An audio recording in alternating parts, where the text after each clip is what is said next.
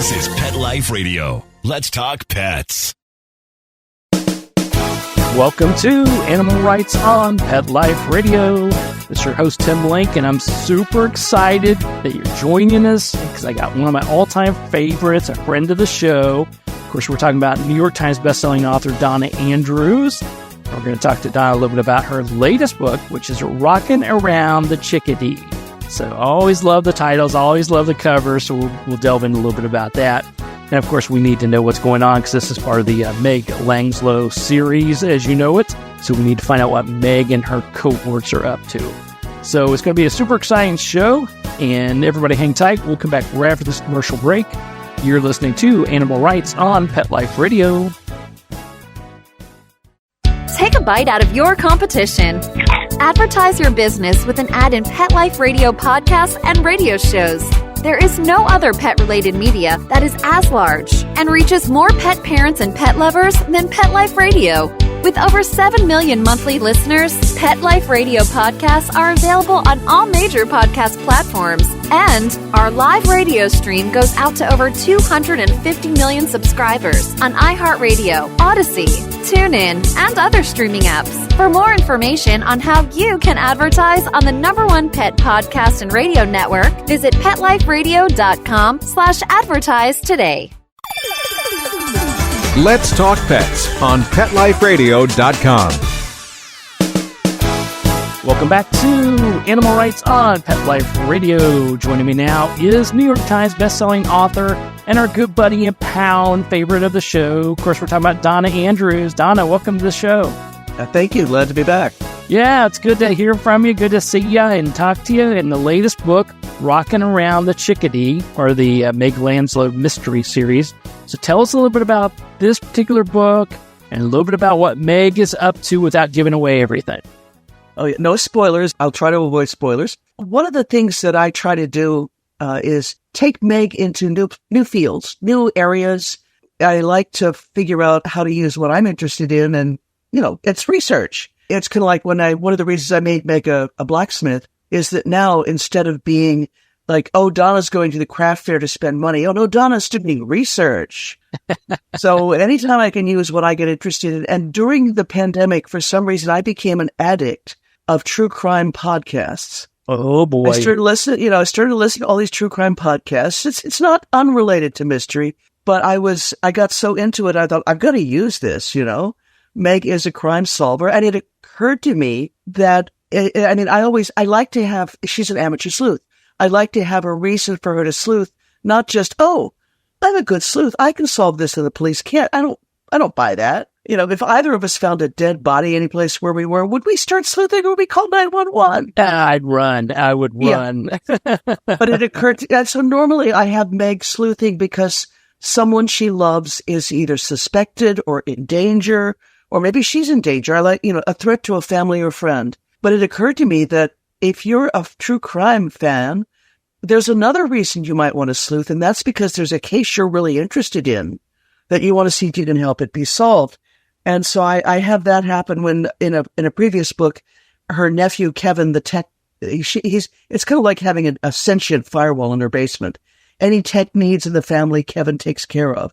Well, Kevin's got bit by the true crime bug, and he's running a true crime podcast. And in a previous book, he gets her to help him solve 3 cold cases. Well, in this book, Meg's grandmother has looked around and said, my son is the local medical examiner. One of my grandsons is a true crime podcaster. One of they've got the local CSI in the family. They've got, Meg's grandfather runs a DNA lab, and her best, one of her good friends is the chief of police. We've got all the makings for a really good convention. It's called Presumed Innocent, and it's a convention that is, it's designed for people who think that a friend or family member has been unjustly convicted, or maybe they're just really interested in a true crime case. All the tools you need to help prove someone has been unjustly convicted, you will find here at Presumed Innocent. And they have a couple of actual exonerees, including one that I was very fond of because while in prison for decades for a crime he was now proven to have not committed, he got into training service dogs. So he's bringing his latest service dog trainee to the conference. And I remember during about only a couple of books into my series, someone said, I can always tell that if someone mistreats an animal in your books, you're either going to kill him off or make him the killer. Yeah, that's right. I don't like to be quite that obvious, but, Yeah, just dues, right? I think the fact that he's going around training service dogs, I think he might be one of the good guys, Yeah. And it all takes place at the local fancy hotel, and Meg is, as usual, gets sucked in when one of the convention visitors gets offed, and he's the most obnoxious person. There's so many people who have a grudge against him that it's going to be hard to figure out who might do him in. And meanwhile, the chickadee part of the action, because we've always got to have a bird in the title. How can we organize chickadees? And I remember my dad was an avid bird watcher. He didn't quite have a life list, but he carried a telescope in the trunk of his car. So if he saw an interesting bird in the distance, he could get it out and study it. Wow. Mom said, you throw a little seed on the feeder, and the chickadees and the cardinals are going to show up. She watches what shows up. And she was always particularly fond of the chickadees. So I decided, in this book, Meg's sister-in-law, a couple of books ago, her brother got married. And her sister-in-law is now like 8 9/10 months pregnant with a high-risk pregnancy. So she's kind of confined to the house. And one of the few things that keeps her from going stir-crazy is that they got a bunch of bird feeders in the backyard, and she's gotten really into watching the birds. And she's, like my mom, she's particularly fond of the chickadees. They're feisty, and they will show up. No matter what you put out there, the chickadees will come and eat it. I like that in a bird. Yes. Yeah, occasionally my dad would get special feeders for special seeds that, thistle seed feeder for a bird that only ate thistle seeds. And the birds that brush all the seed off the bird feeder, except for the sunflower seeds. Chickadees don't care from my observation and Mom's observation. They'll eat what's there. So we like them. And of course, we're rocking around the chickadees for Christmas. And they're not birds for Christmas. It varies, but chickadees are one of the birds that stays around for the winter. So we like them. Yeah. Big fan of the birds too. Yeah. Every morning it's my daily routine to let the pups out in the backyard. And once I get them squared away, it's bird feeder time. And, there's those ground feeders we have here, like towhees. Yeah. And some of the thrashers that we have, the bigger birds, they like the ground cover.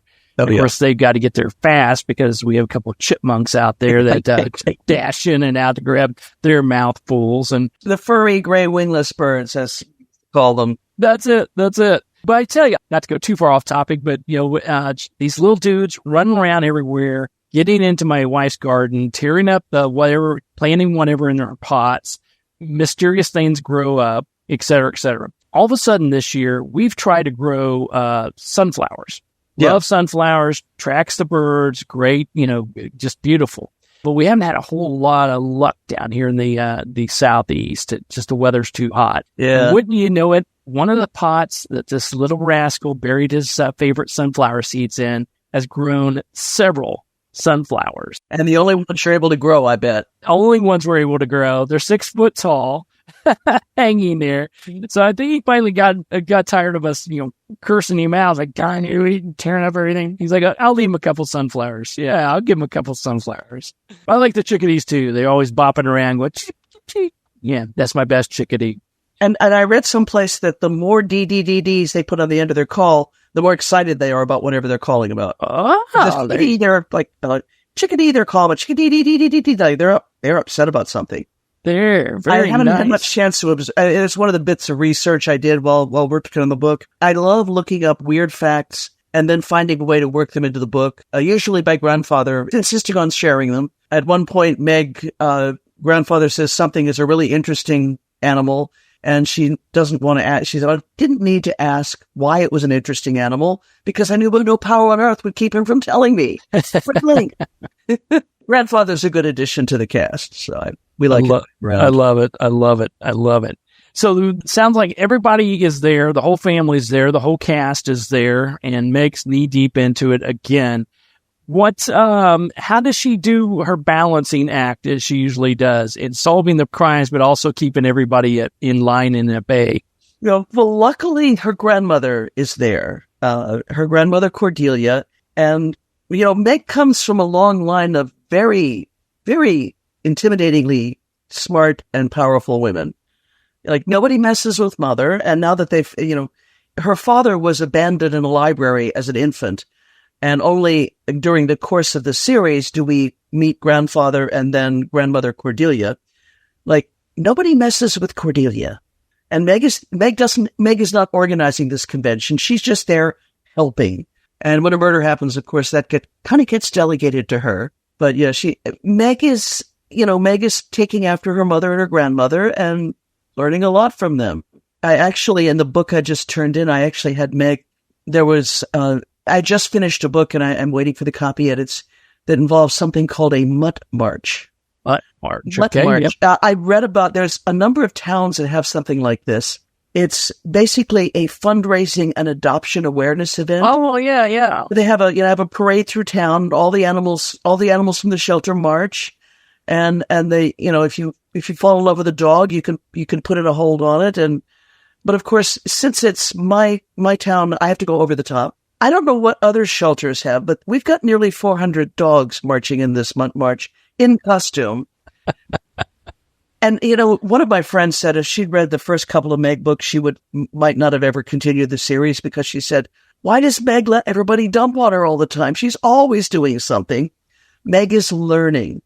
She's actually recruited her mom to run the Mutt March, and she's only helping out.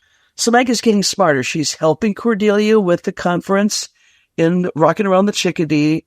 She's helping with the Mutt March, but she's trying not to let them put her in charge of everything all the time. It's a struggle, but she's working on it. I love that. And I love the fact that, I've talked to you about this before, and I just love the fact that these characters. These are part of your fabric of life, as if they were sitting right next to you.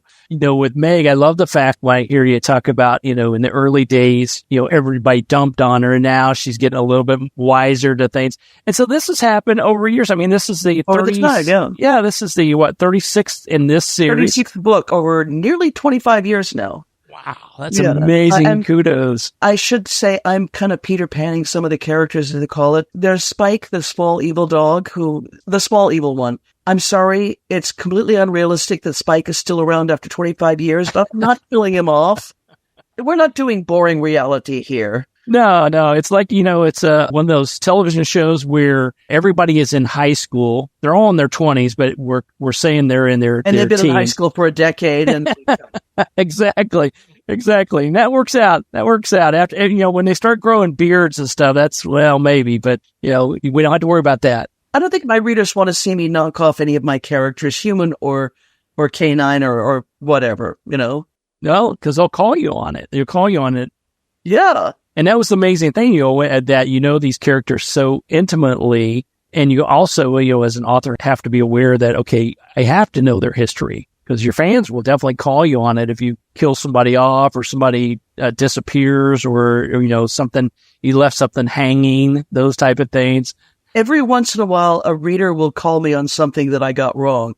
The biggest mistake I ever made. In the first book, Meg's brother, Rob, is he's just graduated from law school, and he's studying for the bar exam. And at one point, I had Meg say that what a pity it was that he didn't bother to even take the bar exam, even though he managed to graduate from the the difficult and not inexpensive University of Virginia Law School. And the readers called me on that because at a previous time, I had marveled that he actually passed the bar exam on the first time. And here I have two contradictory things.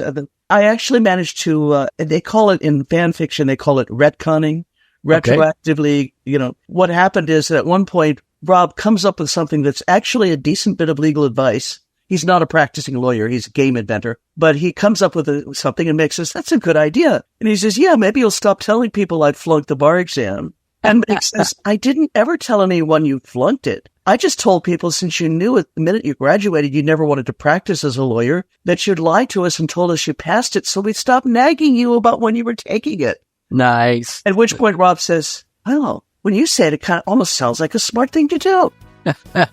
Good recovery. Good recovery. Oh, yeah. I love it. I love it. All right, we're going to take a quick commercial break. We'll come back and continue our conversation with Donna Andrews, talk a little bit more about her book, Rockin Around the Chickadee. Also talk to her about writing in general. Always like to pick the brains of the masters. So everybody hang tight. We'll come back right after this commercial break. You're listening to Animal Rights on Pet Life Radio.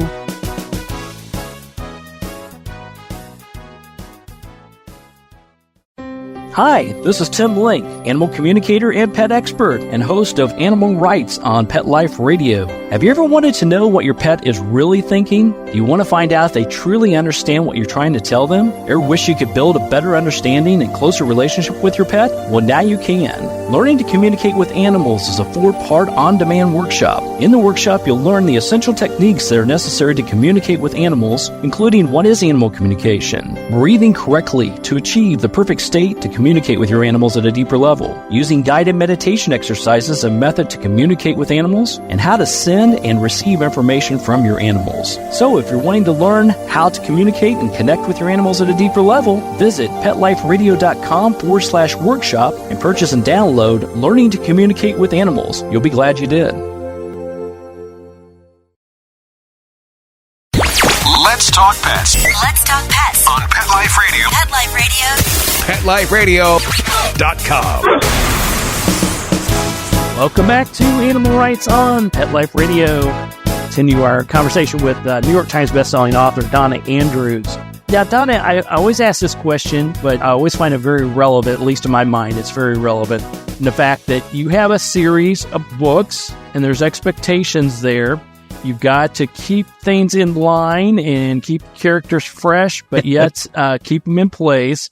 But you have to have a mission and purpose. So yeah. I guess the question at the end of the day, when everybody picks up a copy of the book, Rockin Around the Chickadee, what do you hope they get from it? Is it more of just fun and excitement and knowing what Meg and the gang's up to? Or is there always some sort of a hidden tidbit in there? There usually are, if I'm going to about something, there usually is some sort of hidden agenda. I use Meg's grandfather, for example, grandfather's always got something about in the environment or animals or, he's a world famous environmentalist and naturalist, bird lover, animal lover. So grandfather usually has something to say.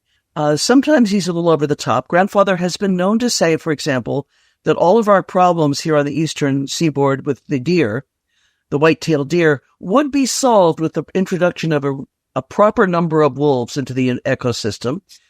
Grandfather may be the only person who thinks this is a good idea, but he's really gung-ho on the idea. Grandfather is my spokesperson for stuff about the environment.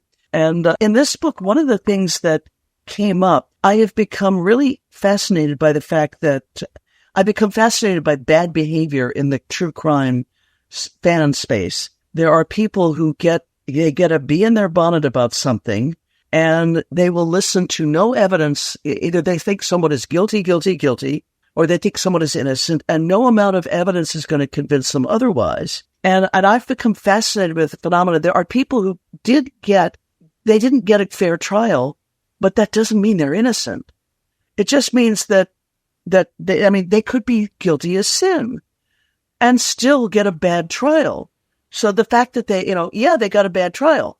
One of the biggest examples, there's something called Brady violations, one of my friends recently said, you're really getting into this true crime legal stuff, aren't you?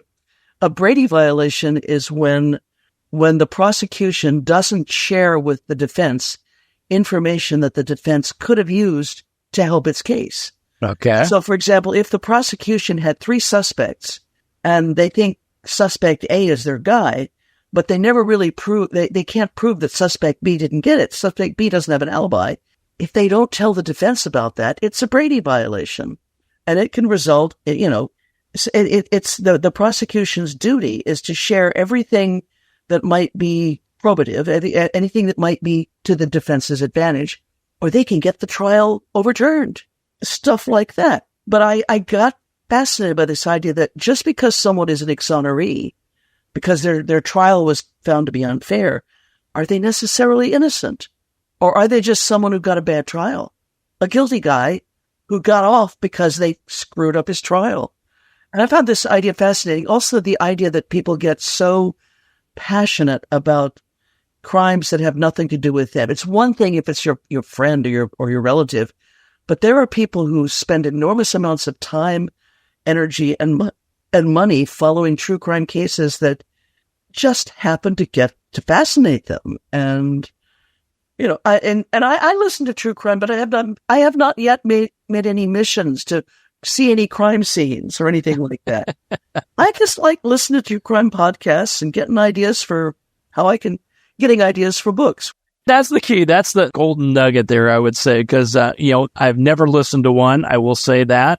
I don't have any interest in that whatsoever, but I know it's extremely popular. But for you, how you can listen to that, of course, get enjoyment, get interest in it, but weave that into some of the mysteries. It's an indulgence, but it's an indulgence. I mean, I have to have sort of like a couple of things that come together to make a book. One is that I have to have a crime, and an interesting crime that Meg can add something to. I mean, most crimes an amateur sleuth cannot do anything about.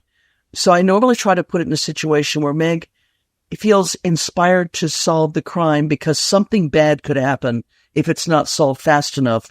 And she knows the police, they have to follow rules. They have procedures. So I need a crime that Meg can contribute something to. And then I need a way to get at least one, if not lots of birds and other animals involved. And I need stuff for her family to do. So, and one of the things that's become dangerous, my cast of characters has grown over the years. Every time I do another book, someone in the family seems to come home with another animal. Meg now has 5 llamas, 2 barn cats. There are a bunch of dogs. I think there are half a dozen. Only 4 dogs that actually live there, but half a dozen other dogs that belong to deputies who work long shifts, and they drop the dogs off so they won't be lonely. I've got Meg's cousin, the CSI, training the Pomeranians to be scent dogs.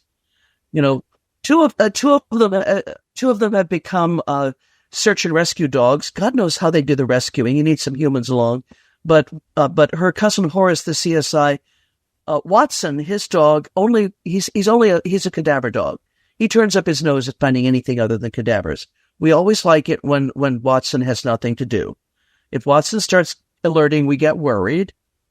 And people keep coming home with more dogs, and now there are 400 dogs in Meg's backyard in the next book. The only new dog on the scene in this book was the service dog that is allowed in the hotel because he's a service dog. She actually, but yeah. So I look for family stuff, bird and animal stuff, and a crime that we're not going to be solving too many drug cases because the books are on the cozy side. Preferably a crime. I love a crime that has roots in the past, either of the characters or the town. Where you have to dig up the history of the town of Caerphilly, which actually is a fictitious town in Virginia. I invented it so I could have my way with it. I started off the first couple of books in my hometown of Yorktown, Virginia. And about the 3rd or 4th time someone asked me, okay, which deputy in the sheriff's department is your deputy? And he wasn't a good guy. I decided taking him to a fictitious town would be a better thing, Yeah, probably a good idea. Probably good. Once I get all those elements together, I can start writing a book. With Christmas books in particular, as soon as I've got a good title, because I can't really write the book until I know what birds are going to be featured. If I come up with a plot that involves Orioles and my publisher approves a title with cardinals, I have to go back to the drawing board. So I'm always very excited when I get a title approved. The one that comes out next year in the summer, I will only be saying this title when I'm sober, because I could really mess it up. It's For Duck's Sake. Yes. And when they're trying to dig a duck pond and they find a skeleton. And I just a few days ago got a Christmas title approved that I'm going to start writing any day now. It's going to be 5 golden wings. Yeah, I think we're going to have golden eagles as the golden wings. Golden wings. That's nice. Yeah. So you come up with the title. That's very, very intriguing. I don't think I knew that about you. You come up with the title, they approve it, and then you sort of structure your book around that, making sure you have the three prongs. The one is the animals, the family, and the mystery. Yeah, my editor really likes to have whatever bird is mentioned in the title. He really likes to have the birds involved, not just there as window dressing. So in the one that came out this summer, Between a Flock and a Hard Place, right? It was great. Any bird that flocks I could use. I used feral turkeys. And I actually, near where I grew up, there was a neighborhood in Hampton, Virginia that was afflicted with feral turkeys. Not wild turkeys, but domestic turkeys that have escaped from a turkey farm and managed to survive, regained some of their ability to fly, enough to flop up in the trees. They interviewed this one poor woman. The turkeys were roosting in the trees, pine trees in her backyard, and she had toddlers. And every day, if her toddlers wanted to play on the swing set and the slide, she had to rinse them off, rinse the turkey poop off. Oh, yes. And she said, I gave up completely on the sandbox after a couple of days. And it's, people think, you invented that, didn't you? No. I read about it and I remembered it like, oh, let's add some feral turkeys to the plot. That'll be fun. Nice. I don't think I've ever seen or heard of feral turkeys, and I hope I don't. Wild turkeys, yes, and they're very territorial. There are a growing number of neighborhoods that are afflicted with large, mostly turkeys and peacocks, but there actually is a place in the Appalachian where they have, a friend says there's a couple of feral emus that are still managing to survive. Wow. There's nothing like driving along a mountain road near Blacksburg, Virginia, and seeing a feral emu rising out of the mist in front of you. I want to go see that. That would be interesting. Yeah, the peacocks, I'm very familiar with them. The area we live in, it's quite new growth. A lot of old farmland was sold off, et cetera, et cetera. There's just literally less than a mile from the house. There's a stretch of road. There's probably 6 homes still on it, and they're holding out. They're holding out till, I don't know, somebody passes away or they get even more money, whatever it may be. And one of them has a small little farm of mixtures of all kinds of different animals, and she's got peacocks. Oh, yeah. Now, I can hear those peacocks. Now, it's usually like 3 a.m. when I'm letting the dogs out. I hear the peacocks. Quite interesting sound if you don't know what they are and you don't know where they're at. It smells like small children are being tortured in the distance. It is. It really is. They're excellent watch animals. I'm not sure whether they do all that much to guard your property, but they will let you know whenever anyone comes on the property. Nice. That loud screaming. Oh, no. Thanks. But I'll be looking for those. Now I'm going to be looking. I always thought it was feral cats, and that's the only thing I had to worry about now. Oh, yeah, feral peacocks, yeah. And, yeah, I mean, you're generally going to know if you've got feral turkeys in the area, because if you can imagine a turkey sitting in a tree, a bunch of them sitting in a tree, it's a sight to behold. It really is. Turkey sitting in a tree. They get a little skinnier than the kind that lands on our Thanksgiving table, but not quite as, I mean, wild turkeys are, kind of lean and mean. They're pretty sleek. Yes, they are. Turkeys are kind of like halfway between your butterball and their wild turkey. And there's nothing that keeps me happier than finding a small fact about some bird or animal that I can use that. I'm going to use that as the plot. I love it. Well, Donna, tell us then a little bit about, are you going to be out and about anywhere, any place people can sneak up and see you and get some signatures, any events going on? I'm doing a bunch of events in the Northern Virginia around Halloween. A couple of fellow authors and I are doing events at local bookstores. There's the One More Page in Falls Church and Scrawl in Reston. And they're also, our local chapter of Sisters in Crime has what we call our all-author extravaganza. And we have it in Howard County, Maryland in November, and in Reston, Virginia at libraries in December. So I'll be appearing in a couple of bookstores and a couple of libraries in November and December. The chapter extravaganzas, if you look at chessiechapter.org, which is the website for our local Sisters in Crime chapter, it gives you the locations for the library events. And at least one of them is going to be a virtual event, meaning The authors will be there in person and there'll be an audience, but the library does have the capability that they will be Zooming it as well. Oh, So okay. That's a lot of fun.